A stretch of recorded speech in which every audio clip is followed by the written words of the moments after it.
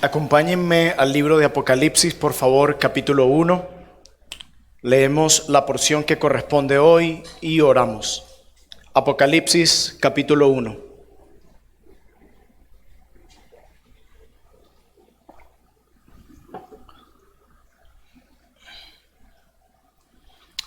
Vamos a leer los versos 9 al 20. Dice la palabra de nuestro Dios. Yo, Juan, vuestro hermano y copartícipe vuestro en la tribulación, en el reino y en la paciencia de Jesucristo, estaba en la isla llamada Patmos por causa de la palabra de Dios y el testimonio de Jesucristo. Yo estaba en el Espíritu en el día del Señor y oí detrás de mí una gran voz como de trompeta que decía: Yo soy el Alfa y la Omega, el primero y el último. Escribe en un libro lo que ves y envíalo a las 7 iglesias que están en Asia: a Éfeso, Esmirna, Pérgamo, Tiatira, Sardis, Filadelfia y Laodicea. Verso 12. Y me volví para ver la voz que hablaba conmigo, y vuelto vi 7 candeleros de oro, y en medio de los 7 candeleros a uno semejante al Hijo del Hombre, vestido de una ropa que llegaba hasta los pies y ceñido por el pecho con un cinto de oro. Su cabeza y sus cabellos eran blancos como blanca lana, como nieve, sus ojos como llama de fuego, y sus pies semejantes al bronce bruñido, refulgente como en un horno, y su voz como estruendo de muchas aguas. Verso 16. Tenía a su diestra 7 estrellas. De su boca salía una espada aguda de 2 filos, y su rostro era como el sol cuando resplandece en su fuerza. Cuando le vi, caí como muerto a sus pies. Y él puso su diestra sobre mí, diciéndome: No temas, yo soy el primero y el último, y el que vivo y estuve muerto, mas he aquí que vivo por los siglos de los siglos. Amén. Y tengo las llaves de la muerte y del Hades. Escribe las cosas que has visto, y las que son, y las que han de ser después de estas. El misterio de las 7 estrellas que has visto en mi diestra y de los 7 candeleros de oro. Las 7 estrellas son los ángeles de las 7 iglesias, y los 7 candeleros que has visto son las 7 iglesias. Oremos. Oh bendito Rey, gran Dios y dueño y Señor del mundo y de tu iglesia. Tú tienes dominio sobre todo, y nada ni nadie escapará de tu justicia. Bendito Dios y Rey, permítenos admirarte aún más a través de esta porción de la Escritura. Lamentablemente muchos tienen una perspectiva muy raquítica y débil de quién es Jesucristo. Y debido a esta perspectiva débil de Jesús, los ha llevado a vivir en este mundo sin temor. Pero cuando tenemos una perspectiva elevada, gloriosa y real de la persona de Jesús, no podemos hacer otra cosa que caer como muertos a sus pies. Porque Él es glorioso, porque no hay nada ni nadie que se compare con Él. Oh amado Jesús, revélate a nosotros hoy. Amén. Escuché hace un tiempo que alguien se había dedicado a realizar un par de encuestas. Y una de las encuestas estaba relacionada con la siguiente pregunta: ¿cuál crees que es el libro de la Biblia que más quieren los miembros de la iglesia que se les enseñe? Y la segunda encuesta estaba basada en la siguiente pregunta: ¿cuál es el libro de la Biblia que los predicadores desean menos enseñar? Y la respuesta que encabezaba a ambas preguntas era la siguiente. ¿Saben cuál es? ¿Saben cuál es el libro que más quieren los miembros de una iglesia que se les enseñe? ¿Saben cuál es el libro que muchos predicadores tienen temor de enseñar? ¿Saben cuál es? Apocalipsis. Pero como decía un siervo de Dios, ¿puedes entender el libro de Apocalipsis? Y él respondió: sí se puede. Claro que se puede. Porque el mensaje de este libro se puede resumir con la siguiente frase, dice él. Dios gobierna la historia y la llevará a su consumación en Cristo. Si quieres saber de qué trata todo el libro de Apocalipsis, en una frase es esta: Dios gobierna la historia y la llevará a su consumación en Cristo. Y sigue diciendo el autor, léelo teniendo en mente este punto y lo entenderás. No necesariamente entenderás todos los detalles. Escuchen esto, ni yo tampoco. Pero no es necesario, escúchenme bien, entender todos los detalles del libro de Apocalipsis para sacarle provecho espiritual. De hecho, leemos en el prólogo de este libro que ya el tan solo oírlo te trae provecho espiritual. Recuerdan el versículo 3 del capítulo 1, bienaventurado el que lee y los que oyen. No los que han recibido un estudio minucioso de esta revelación, no los que han hecho exégesis a cada espacio de esta revelación, no los que han estudiado en griego esta revelación, solo los que escuchan, dice el libro de Apocalipsis, ya tienen provecho. No estudiarlo, no profundizarlo, no entender cada detalle minuciosamente, tan solo oírlo, dice este libro, te convierte en una persona bienaventurada. Tan solo oírlo te convierte en una persona feliz, completamente feliz, tan solo oírlo. Así que puedes acercarte sin temor al libro de Apocalipsis. No tienes por qué entender todos los detalles para poder obtener provecho espiritual. Hermanos, el contenido de este libro hace que sea digno de escuchar. Y por eso es un privilegio que Dios nos permita ver aunque sea un poco de los detalles. Recuerden, este libro es la revelación de Jesucristo. Y como veremos hoy, es esta realidad de que este libro sea la revelación de Jesucristo la que le da un peso glorioso a este libro. Ya que es Cristo mismo quien le dice una y otra vez al apóstol Juan, escribe lo que ves, escribe lo que ves, escribe lo que ves. Es Cristo el centro mismo de esta revelación. Es el Cristo glorioso quien le da belleza y autoridad a este libro. Por eso mi argumento para ustedes es el siguiente hoy. La gloria incomparable del Cristo resucitado nos motiva a prestar atención a esta revelación. La gloria incomparable del Cristo resucitado nos motiva a prestar atención a esta revelación. Es el hecho de que viene de Cristo, que es la revelación dada por Cristo y de que trata de Cristo. Eso es lo que le da peso a esta revelación. Así que acompáñenme a los versículos 9 en adelante de este libro.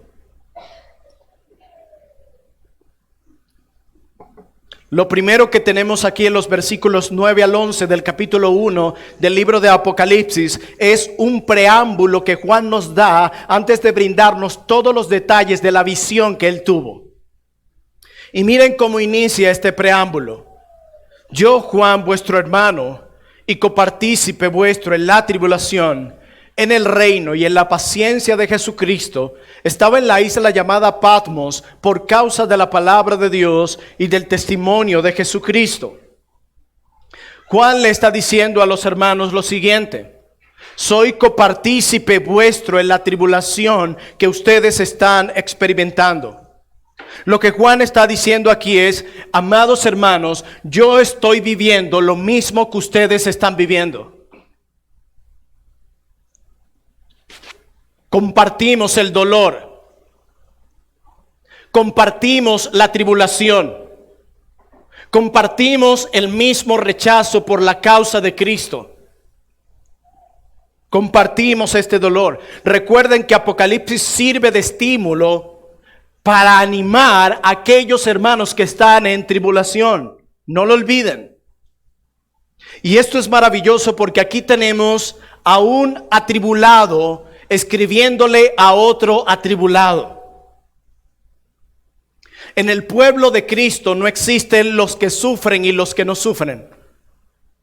En la iglesia del Señor no existen los que experimentan tribulación y los que no experimentan tribulación. Y tener presente esta verdad nos guarda de la autocompasión. Pobrecito de mí, nadie sufre como yo. Eso es una falsedad. Todos tenemos que lidiar con el dolor día tras día en este mundo caído, incluyendo el que te habla. Todos, sin excepción. Y Juan le dice: yo comparto con ustedes el mismo sufrimiento, y nos da la razón. Ellos no están sufriendo por su pecado. Ellos no están sufriendo por mentir, por violar la ley de Dios. Ellos no están sufriendo por poner su voluntad por encima de la de Dios. Ellos están sufriendo por la causa de Jesucristo. Juan sufre por la causa de Cristo, y la audiencia a quien se escribe Apocalipsis están sufriendo por su asociación, por su relación con Jesucristo. No están sufriendo por ser desobedientes, todo lo contrario, están sufriendo por ser obedientes. A veces hay cristianos que dicen: pero si yo estoy caminando bien con el Señor, lo estoy haciendo bien, me estoy comportando bien, estoy teniendo mi devoción con el Señor, proclamando el evangelio a los perdidos, ¿por qué tanta prueba? ¿Será que estoy haciendo algo mal? No, muchas veces las pruebas en nuestra vida son más bien un sinónimo de la fidelidad a Dios. ¿Lo entienden? ¿Amén? Amén. Muy bien, qué bueno que estemos en el mismo tono. Hermanos, decía un siervo del Señor: la vida en el reino está caracterizada por la tribulación. Cristo no nos mintió. A mí me encanta lo realista que es la Escritura. La Escritura no nos pinta un paraíso en esta tierra. Nos dice: en el mundo tendrás aflicción. Pero no solo eso. La vida del reino no solo es una vida de tribulación, sino que la vida del reino también es caracterizada por la perseverancia que Dios nos concede para soportar la tribulación.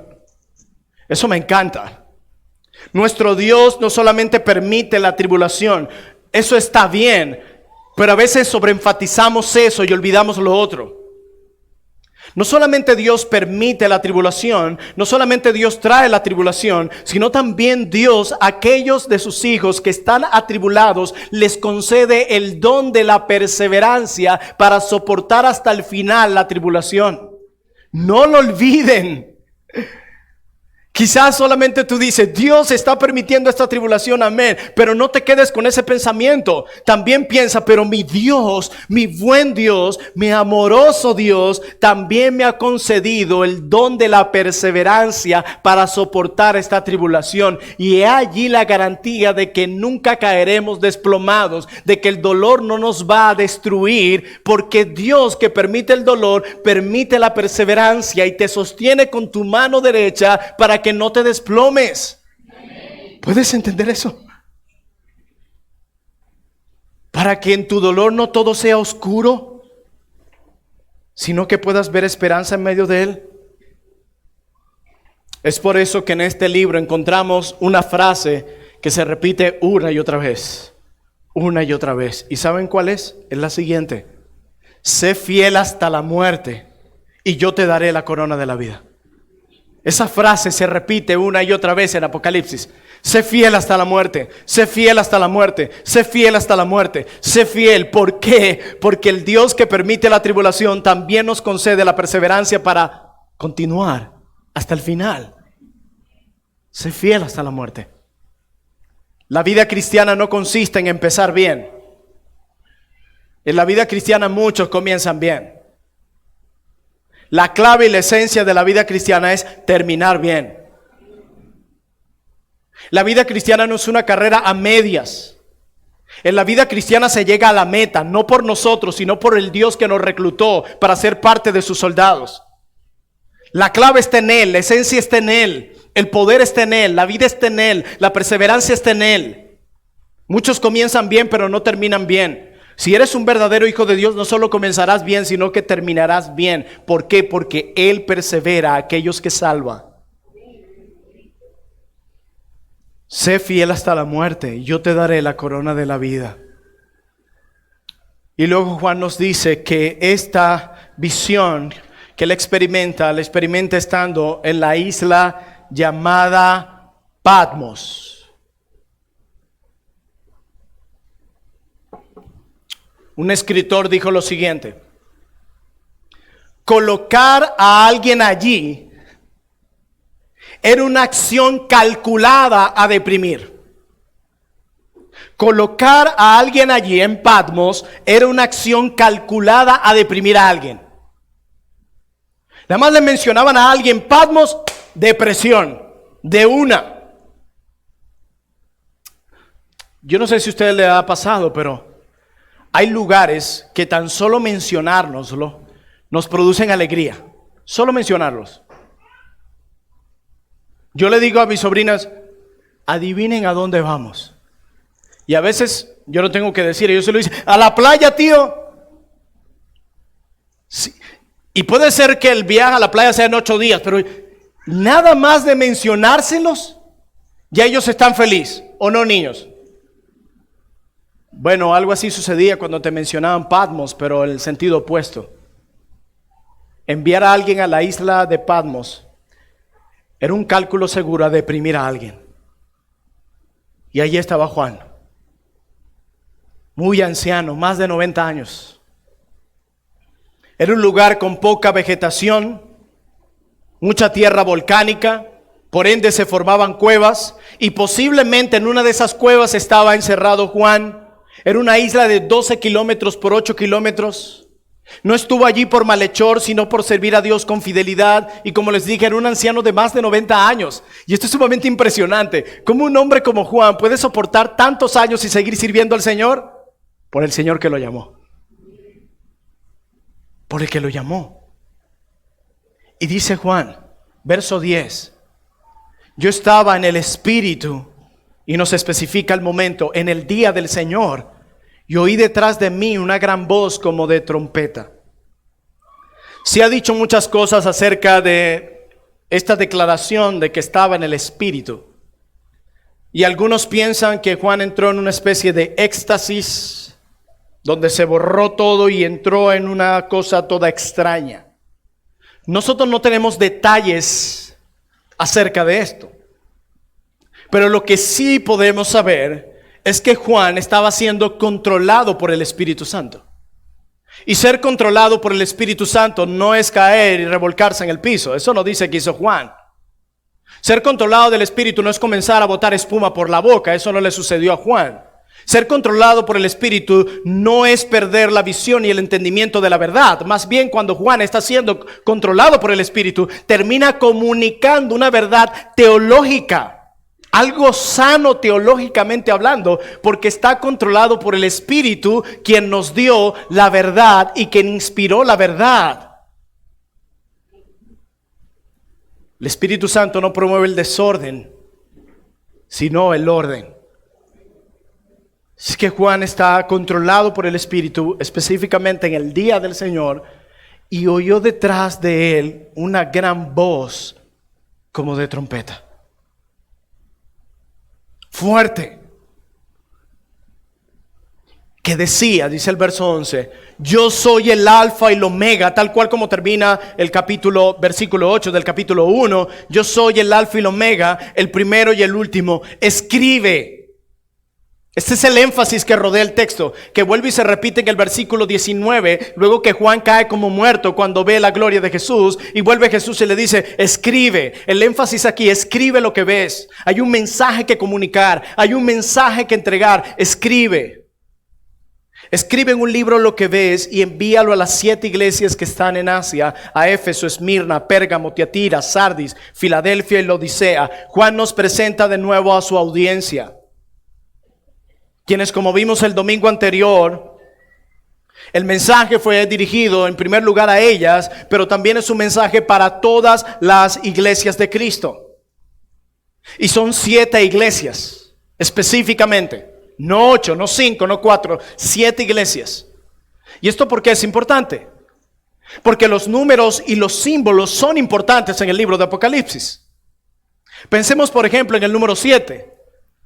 Son 7 iglesias, son 7 espíritus, 7 candeleros de oro que se presentan en todo este libro, 7 estrellas, 7 sellos, 7 cuernos, 7 ojos, 7 ángeles, 7 trompetas, 7 truenos, 7 coronas, 7 cabezas, 7 plagas, 7 copas, 7 reyes, 7,000 muertos a causa del terremoto. El 7 es un número de plenitud y la idea del 7 es de algo completo, que ha sido hecho completo, perfecto.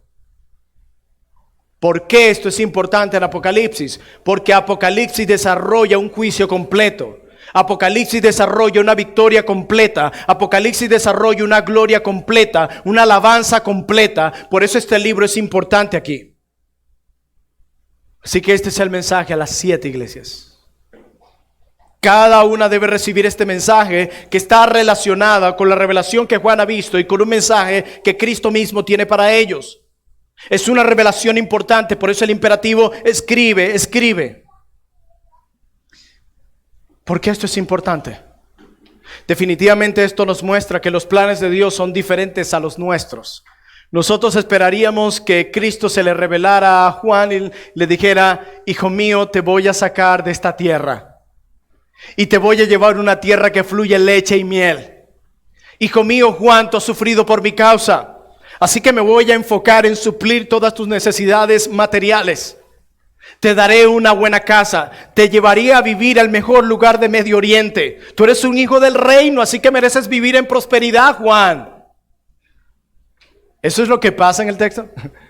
Ni siquiera se habla de eso. Escribe la visión.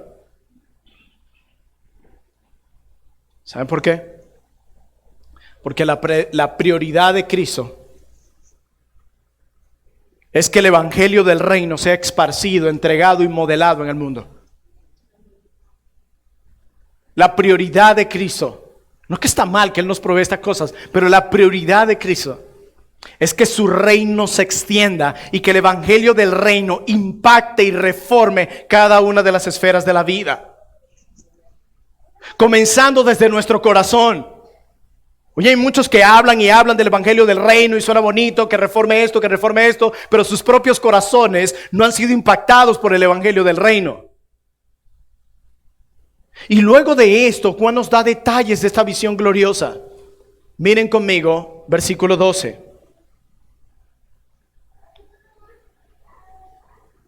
¿Dónde estaba? Aquí tenemos una narrativa, una escena. Y en la escena, en primer lugar, está el camarógrafo, por así decirlo, en el rostro de Juan, mientras está contando todo lo que pasó, mientras estaba en Patmos, en el Espíritu, en el día del Señor. Y luego dice: y me volví a ver de dónde venía la voz, y cambia la cámara. Para ver la voz que hablaba conmigo, y vuelto. Ustedes han visto como en algunas películas, cuando alguien empieza a contar lo que vivió, se hace como algo aquí arriba y se empieza a imaginar algo así, pero mucho más. Dice: y vuelto vi 7 candeleros de oro, y en medio de los 7 candeleros de oro, a uno semejante al Hijo del Hombre, vestido de una ropa que llegaba hasta los pies, y ceñido por el pecho con un cinto de oro. El énfasis en todo este texto está en lo que Juan vio. Me volví y vi. Dice el verso 17: y cuando le vi, caí como muerto. Cuando vi, escribe lo que ves. Todo el texto está centrado en lo que Juan vio. Y lo primero que él ve son 7 candeleros de oro. El mismo Cristo, al final de nuestra sección, nos explica quiénes son los candeleros de oro. Nos dicen al final del verso 20, las 7 estrellas son los ángeles de las 7 iglesias, y los 7 candeleros que has visto son las 7 iglesias. Los candeleros es la iglesia. ¿Qué función tenía el candelero? El proveer luz. Esa era su función central. ¿Y cómo se le llama a la iglesia en la Escritura? La luz del mundo y la sal de la tierra. Y esta es la responsabilidad primaria de la iglesia. Nosotros debemos vivir para iluminar a un mundo que está en tinieblas. Si no lo hace el pueblo de Dios, que tiene la mente de Cristo, si no lo hace el pueblo de Dios, quien tiene la verdad, ¿quién lo hará? ¿Cómo podemos esperar que sea el mundo quien pueda discernir con claridad lo bueno y lo malo? ¿Por qué nos quejamos de las leyes malas? ¿Quiénes son los que gobiernan? Por eso necesitamos recordar que el llamado del cristiano es a impactar cada esfera de la vida, porque somos luz. Ninguna otra institución en el mundo lleva ese título. Ninguna. Ni la Casa Blanca. Nadie, ninguna institución en el mundo lleva ese título. Solo nosotros, la iglesia, el cuerpo de Cristo, somos la luz del mundo. Solo nosotros podemos traer luz donde hay tinieblas. Solo nosotros, nadie más. Pero al mismo tiempo, tenemos no solo un candelero, sino 7 candeleros de oro. Estos candeleros tenían 7 brazos. Pero hay algo interesante, estos 7 brazos estaban unidos. Y nos describe la figura de la unidad en medio de la diversidad. Eso es lo hermoso de la iglesia de Dios en el mundo. Somos tan diversos, somos tan distintos, pero al mismo tiempo el Cristo que nos salvó nos ha unido. Así que esto no es cuestión de personalidad, sino del Dios que nos reclutó. En el cuerpo de Cristo nos sirve, bueno, está la iglesia, pero solo tienen unidad los extrovertidos. Los introvertidos son otro grupo en la iglesia. Hay un problema serio cuando la gente viene a la iglesia y pasa tiempo y no se terminan de integrar. Es un problema serio.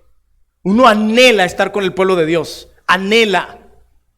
Uno no está tranquilo. Eso de el culto y salgo corriendo. No. Eso de que siempre estoy yo solo allá. No. Quien no se integra y se caracteriza por integrarse con el pueblo de Dios, está enviando una señal muy mala. ¿Y saben qué es lo bello también de esta sección? Que Cristo no está en una sola de estos candeleros. Que está en medio de todos. Él está en medio de las 7 iglesias. ¿Saben por qué? Porque Cristo siempre ha estado con su iglesia. Cristo siempre estará con su iglesia. Pase lo que pase. ¿Ustedes han leído la historia de la iglesia? Les invito a que lean la historia de la iglesia. Y muéstrenme si en algún solo siglo Dios ha dejado abandonada a su iglesia. Nunca. Por eso, como decía un siervo de Dios a quien estimo mucho, decía lo siguiente: la iglesia continuará hasta la segunda venida porque Cristo está con su pueblo. Esa es la garantía. Nos pueden destruir, nos pueden matar, nos pueden perseguir, nos pueden amenazar. Se pueden burlar de nosotros, pero matas a un cristiano y salen 10 más. Si no miran los tiempos de la persecución de la iglesia, alguien decía que la sangre de los mártires fue el fruto de la iglesia. Mataban a uno y venían más. Pero ¿saben qué? ¿Qué es lo que hace la diferencia? Nuestra personalidad, lo bonito que somos. Dios, que está en medio de su iglesia. Él está en medio de su iglesia, incluyendo a Iglesia Bautista Reformada Trono de Gracia.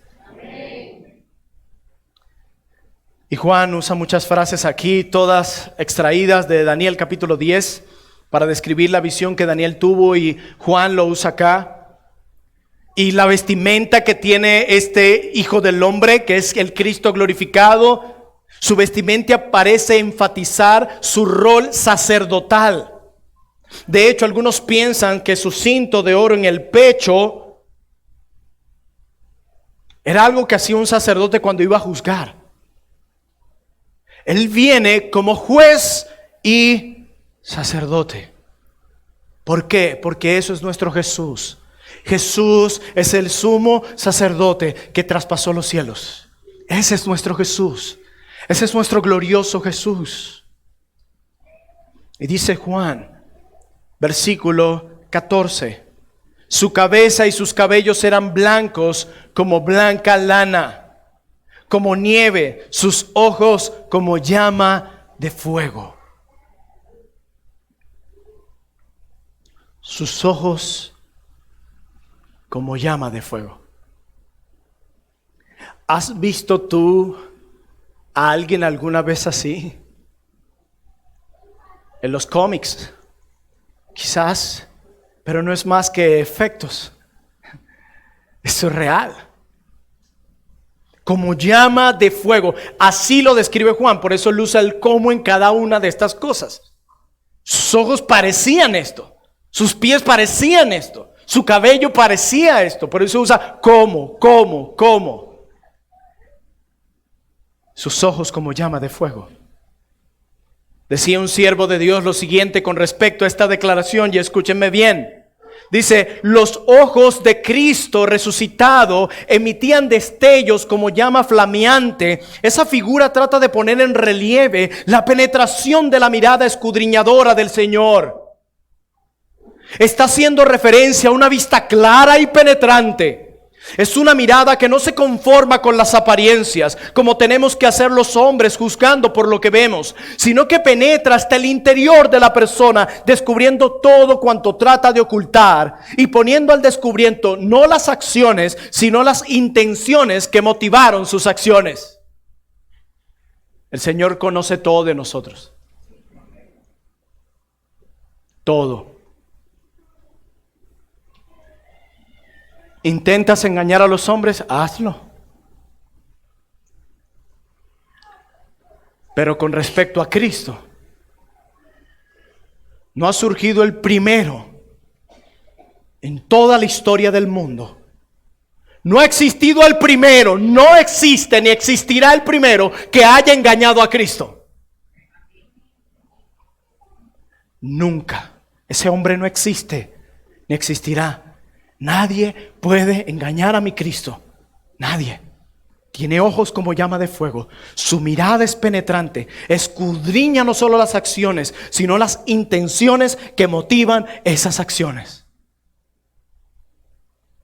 Por eso es que Él puede decir a cada iglesia, yo conozco tus obras. Por eso es que Él puede decirnos a cada uno, deja de andar con eso que yo te conozco. Mucha palabrería, yo te conozco. Mucho disimulo y disfraz, yo te conozco. Para Dios no existen los disfraces. Eso funciona solo aquí. Y un día esto terminará y tendrás que encontrarte cara a cara con el que todo lo conoce. Y vas a tener que explicarle muchas cosas. Él todo lo conoce. Por eso es que Cristo puede decir, yo los conozco bien. Yo sé lo que están haciendo bien y yo sé lo que estás haciendo mal. Yo lo sé. Yo sé las áreas que has crecido. Yo sé las áreas donde estás estéril. Yo lo sé. Por eso es que Él pudo decir, yo conozco tus obras. Por eso es que a cada iglesia le puedo decir, yo conozco tus obras. Sé lo que has hecho bien. Sé lo que has hecho mal. Y dice más adelante Juan, verso 15, y sus pies semejantes al bronce bruñido, refulgente como en un horno, y su voz como estruendo de muchas aguas. Él tiene los pies para aplastar a sus enemigos. Nadie podrá impedir que Él haga justicia. Nada. Su voz como estruendo, como de muchas aguas. Y lo que está describiendo aquí Juan, que la voz que él escucha, la voz del Cristo resucitado, es una voz que se hace sentir, es una voz de autoridad. Cuando el rey habla, todos se callan. Su voz fuerte. Ya por lo menos tienes una idea cómo se escuchará el nunca os conocí. Como fuerza de muchas aguas. Ese es mi Cristo. En medio de todo con autoridad, con una gran gloria, con su vestidura real, preparado para juzgar, con sus pies listos para llevar a cabo su juicio, con sus ojos penetrantes como llama de fuego, con su voz poderosa que estremece. Y dice el verso 16, tenía en su diestra 7 estrellas. De su boca salía una espada aguda de 2 filos, y su rostro era como el sol resplandece en su mayor fuerza. Así era su rostro. ¿Te has visto el sol cuando no puede ni ver y sientes como una molestia en los ojos? Yo no sé cuántos de ustedes le han dilatado la pupila en algún momento. Desde los 9 años debido a un problema en mi ojo izquierdo, he tenido que exponerme a ese proceso tan molestoso. Pero hay algo luego que estás en ese proceso que te dilata las pupilas, que no puedes ver ni un rayito de sol, ni siquiera has salido a la calle y te molesta. Y dice Juan, su rostro tenía como cuando el sol está en su fuerza.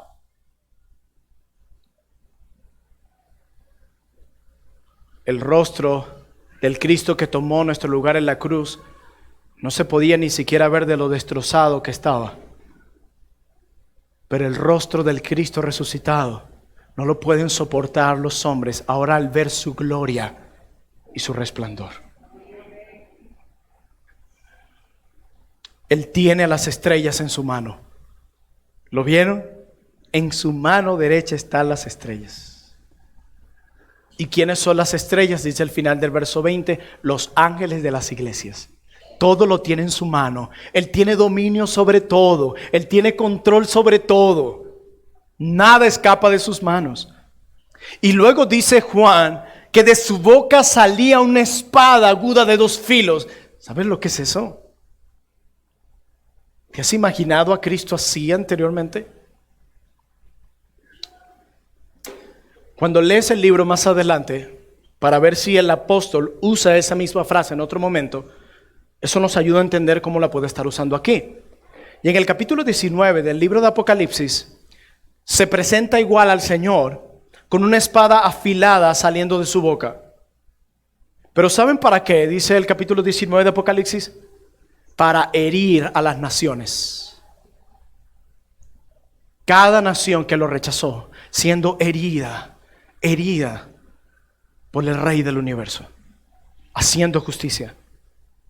Así que esta expresión, que salía una espada de doble filo de su boca, lo que está hablando es de juicio. Él viene como rey y viene como juez. Y Él puede hacerlo, ¿saben por qué? Porque Él tiene toda la autoridad para juzgar y su palabra será el medio que usará para juzgar. Así que si tú estás aquí sin Cristo y has rechazado la palabra de Dios una y otra vez, has rechazado el evangelio del reino una y otra vez, has pisoteado la palabra de Dios una y otra vez, has ignorado la palabra de Dios una y otra vez, yo quiero decirte que un día tendrás que enfrentarte a ella.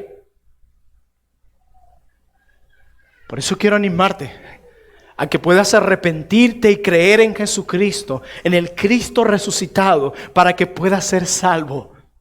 Porque si no, tendrás que enfrentarte en la palabra, no para ser salvo al creer en ella, sino para ser condenado al enfrentarte cara a cara con ella. Mire la reacción de Juan en el verso 17. Cuando le vi, caí como muerto a sus pies. ¿Y quién no? ¿Y quién no?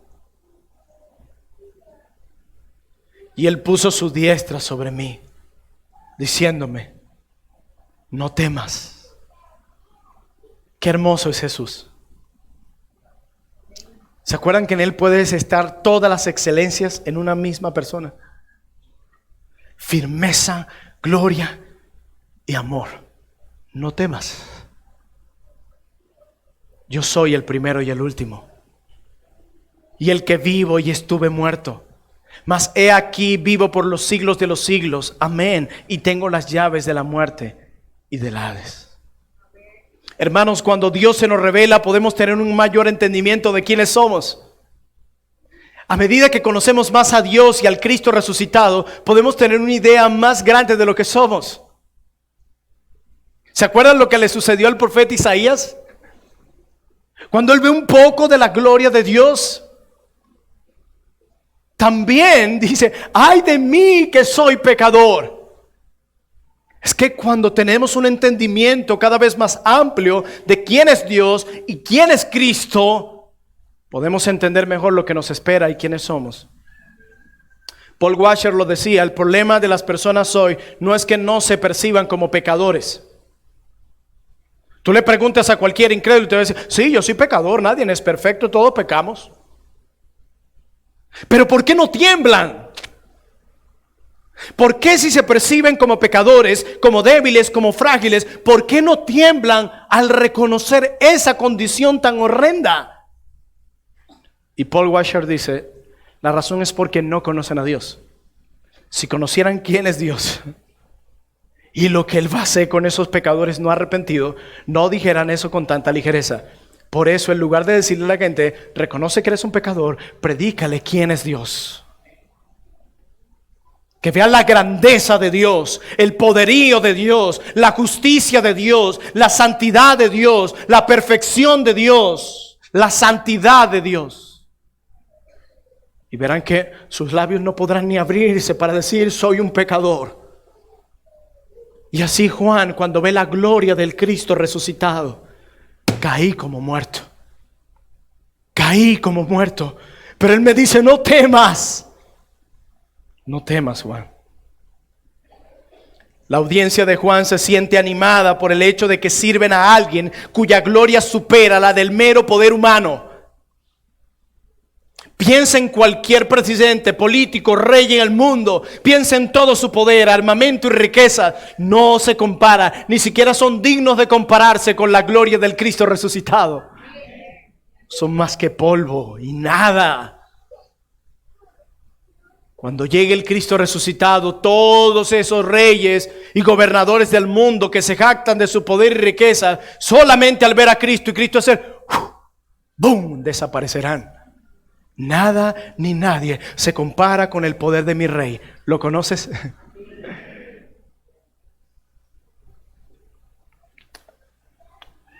Quiero que observemos algo aquí.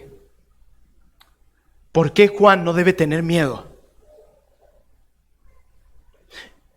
Yo creo, y otros siervos de Dios, que la razón por la que Juan no debe tener miedo no es que Jesús no dé miedo. Jesús debería infundir miedo. Este Jesús debería infundir terror. De hecho, si piensas en este Jesús día a día, cómo vives tu vida, en lo que haces y dejas de hacer, debería llevarte a hacer las cosas de otra forma, porque hay que temblar ante este Jesús. Cuidado con lo que piensas, cuidado con lo que dices, cuidado con lo que haces. Mira que este te ve.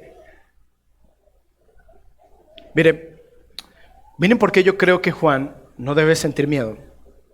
Primero, la gloria de Cristo resucitado es aterradora. Es aterradora. Jesús le dice a Juan que no debe temer. ¿Por qué? Y Jesús le da razones. Dice, porque yo soy el primero y el último. Esa es una declaración ¿de qué? De que Jesús es lo que Dios es. Yo soy el primero y el último. Una declaración del yo soy que solo corresponde a Dios. Y lo que Cristo está diciendo aquí es, yo soy antes de todas las cosas y después de todas las cosas. Pero ¿qué tiene que ver esto? ¿Cómo esto puede aliviar el miedo de Juan? Alguien decía lo siguiente. Pero el hecho de que Jesús sea el primero y el último no es la única razón por la que Juan no debe temer. Jesús continúa diciendo, y yo soy el que vivo y morí, y he aquí que vivo por los siglos de los siglos y tengo las llaves de la muerte y del Hades. Verso 18. ¿Qué nos dice esto, hermanos? Jesús es ¿quién? El que vive. Amén. La muerte no tiene poder para retenerlo, como lo declara Hechos 2:24. Y la declaración de que murió, dice, soy el que estuve muerto, pero ahora vivo. Está hablando de Cristo. Y esa declaración de que murió y que ahora vive para siempre es una referencia inequívoca a la muerte y la resurrección de Jesús. ¿Qué tiene que ver esto? Además, escuchen bien, habiendo muerto en la cruz, lo hizo para pagar el castigo por el pecado, y habiendo resucitado entre los muertos, ahora Jesús tiene las llaves de la muerte y del Hades. Lo que significa que Él tiene el control de quién es encerrado y de quién es liberado, de la vida y de la muerte. Por eso Jesús le dice a Juan que no tenga miedo, voy allá. Aunque Jesús, escúcheme bien, es aterrador en su santidad para con todos los pecadores, murió para pagar por el castigo por nuestro pecado y en virtud de su resurrección ahora tiene las llaves de la muerte y el infierno. Por tanto, si Jesús le dice a Juan que no tema, esto indica que los pecados de Juan son perdonados. Yo tengo las llaves, Juan. Yo soy el que he muerto y el que vivo y yo te he perdonado. Yo he comprado tu salvación y el perdón, tu justificación. Mi justicia ahora te cubre. Quien debería temer son aquellos que me han rechazado. Mi justicia ahora te cubre. Te puedes esconder en mí y no tener temor. No temas, Juan, tú eres de los míos. Yo te he salvado por gracia a través de mi muerte y a través de mi resurrección. No temas, Juan. Eso es lo que realmente quiere decir Juan en su primera carta cuando dice que el amor echa fuera todo temor. Juan estaba hablando era de la obra de Cristo. No de cualquier amor, era de la obra de Cristo. El amor desplegado en la cruz del Calvario es el que quita todo temor de nuestros corazones. Por algo, si tú luchas con la culpa, ve a la cruz una y otra vez. Pero no solo eso, admira la tumba vacía y cúbrete de su justicia. Cúbrete de su justicia. Cúbrete de su gracia, de su poder y de su obra. Ampárate en eso. Recuerda, Él es nuestro abogado.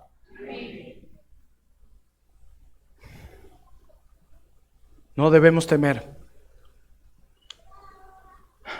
Juan no necesita temer, ni nosotros tampoco, si te has arrepentido de tus pecados. Porque no hay salvación sin arrepentimiento. Si has creído en Jesucristo como el Señor y Salvador de tu alma, como tu justicia, y usted puede decir, pastor, yo me he arrepentido de mis pecados. Yo reconozco que he pecado contra el Rey del universo, pastor, y he creído que solamente el Cristo resucitado puede salvarme. Yo no puedo salvarme a mí mismo. Yo necesito al Cristo resucitado. Pastor, he visto mi miseria espiritual y he reconocido que solo la fe en el Cristo resucitado puede reconciliarme con Dios y solo su justicia puede hacerme aceptable delante del juez del universo. Yo lo he creído. Entonces, si ese es tu caso, eres salvo. Eres salvo. Eres su hijo. No debes temer. Eres salvo. Pero si no lo has hecho, debes temer.